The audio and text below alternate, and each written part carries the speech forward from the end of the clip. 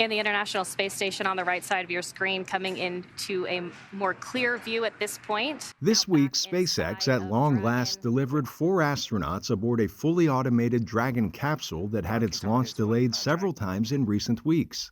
In that time, 4 astronauts from the would-be welcoming committee returned home to planet Earth, leaving 3 to hug them aboard. And first through the hatch is going to be NASA astronaut Kayla Barron. Some hugs there.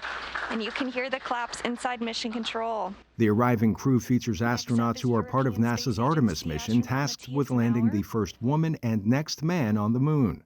But the good times were short-lived, as a field of orbiting space junk sent astronauts seeking shelter in their docked capsules. This following reports that Russia destroyed one of its own satellites with a missile test.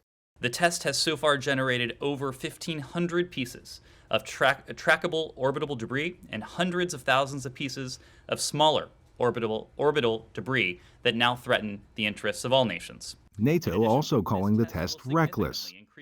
But not so fast, says Russian Foreign Minister Sergei Lavrov. The United States has ignored for many years the initiative of Russia and China to prepare a treaty to prevent an arms race in space. The testy exchange of words comes as the new crew of the ISS prepares to spend the next 6 months in space.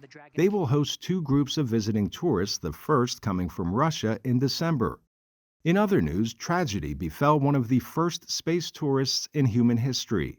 Tech executive Glenn DeVries, seen here aboard a Blue Origin capsule with actor William Shatner, died in a crash of a single-engine plane. A flight instructor also died. DeVries' death comes a month after he went to space. Finally, on this segment earlier in the year, we saw images of a supermoon. That full moon was the closest of the year, making it look uncommonly large from Earth. In some places, it coincided with a lunar eclipse. By the time you likely see this segment, however, a history-making lunar eclipse lasting about 3.5 hours will have happened as the moon hangs in the shadow of Earth cast by the sun. It will be the longest lunar eclipse in nearly 600 years.